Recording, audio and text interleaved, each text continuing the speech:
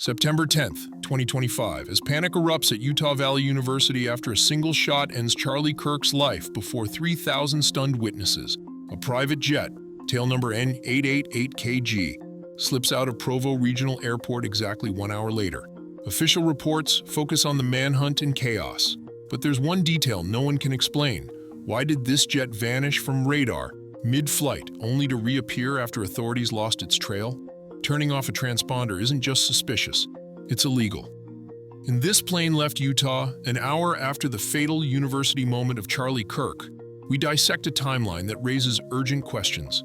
Was this jet's escape a coincidence, or does it point to a darker cover-up, waiting just beyond the official story?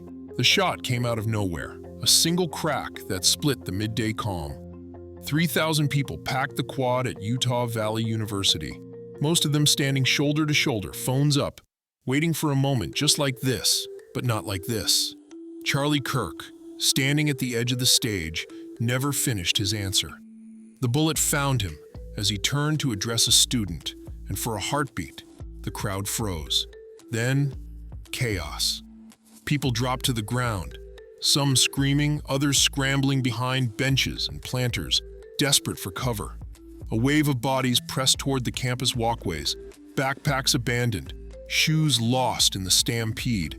Security rushed the stage, but the shooter was already gone, slipping out of sight before anyone could react. In the confusion, rumors spread. 2 shooters, a sniper on the roof, more shots coming. None of it confirmed, but panic doesn't wait for facts. Jason Chaffetz, who stood near the press pen, later described the moment. As soon as the shot went out, everybody hit the deck. Sirens cut through the noise as first responders stormed the plaza, pushing through clusters of students still crouched on the grass. Within minutes, the university was locked down, streets cordoned off, helicopters circling overhead. What began as a political debate turned in an instant into a national crisis. The only certainty, Charlie Kirk was dead, and the shooter had vanished into the chaos. Within minutes of the shooting, law enforcement took control of the campus perimeter. Orem Police, Utah Highway Patrol, and campus security teams fanned out across the grounds, sweeping stairwells and rooftops for any sign of the suspect. The command post shifted to the administration building, where FBI and ATF agents arrived just after noon. Federal vehicles lined University Parkway, and tactical units staged at the east entrance, preparing for a possible standoff that never came.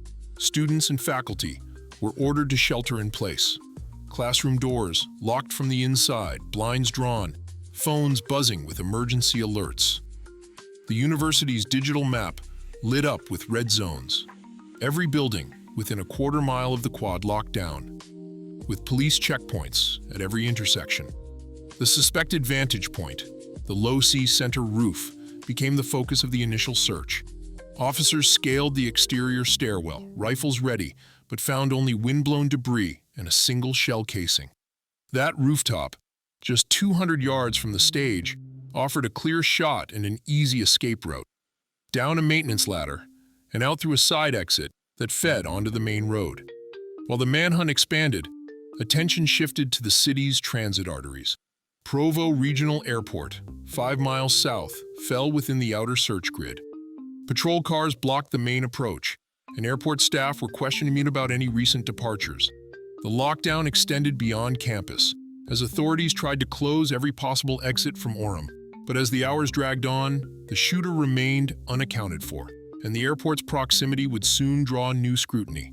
N888KG lifted off from Provo Regional Airport at 1912 UTC, following its filed flight plan like any other business jet.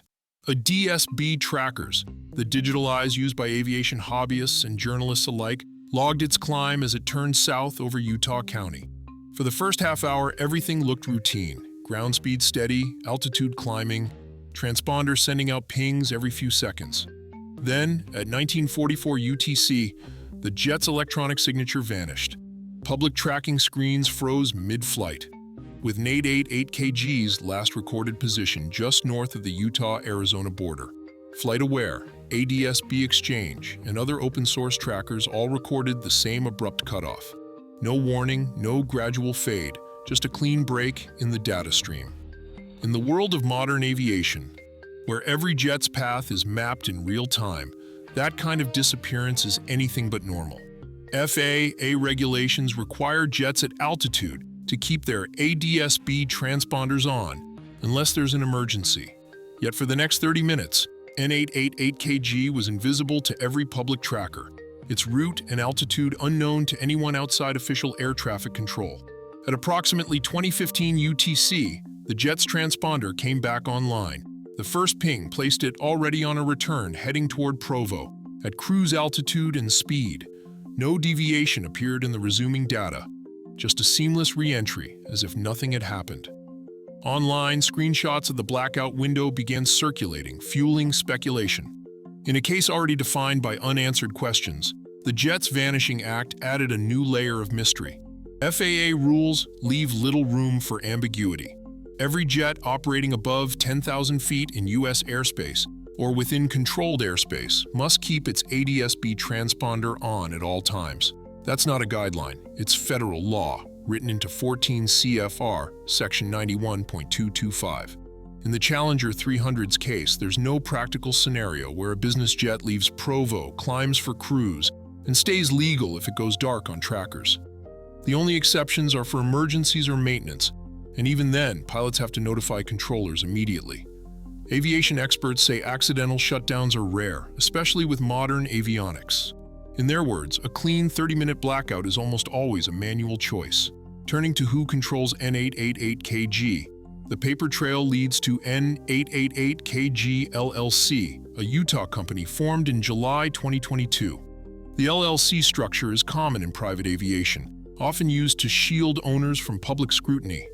Digging into state filings, the name that surfaces is Derek Maxfield, a tech entrepreneur and philanthropist with deep roots in Utah's business scene. Maxfield's companies are known for consumer goods and software, not for any public connection to Charlie Kirk or the university. Still, the LLC's use of a privacy-focused agent service makes it difficult to know who else, if anyone, has a stake in the jet. Industry insiders say this combination, an opt-out from public tracking, a shell LLC, and a sudden, unexplained ADS-B blackout, raises eyebrows. While there's no law against wanting privacy, disabling a transponder in controlled airspace crosses a line. The FAA can issue fines, revoke certificates, or even refer cases for criminal investigation if intent to evade is proven. For an N888KG, the blackout isn't just a technical glitch. It's a move with legal consequences, and it leaves a gap in the record at the exact moment the country was looking for answers. Rumors about a secret landing started to swirl almost as soon as N888KG dropped off public trackers. Aviation hobbyists pointed out that the jet vanished just north of the Utah-Arizona border, a stretch known for radar and ADS-B blind spots. Page Municipal and the old Tuba City airstrip both sit inside these coverage gaps, where ground-level flights can disappear from civilian tracking.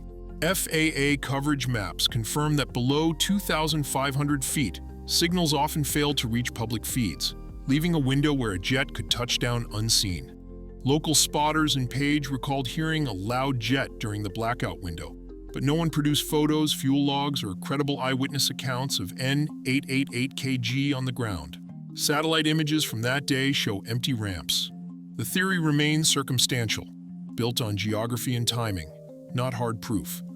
Still, the absence of direct evidence hasn't stopped speculation, especially with so many questions left open. Online, the story exploded. Within hours, #KirkJet shot up to over 1.2 million impressions, with screenshots of the jet's flight log and blackout window spreading across X, Reddit, and Telegram. Posts compared the jet's timeline to the shooting, highlighting the hour-long gap and the sudden loss of tracking data.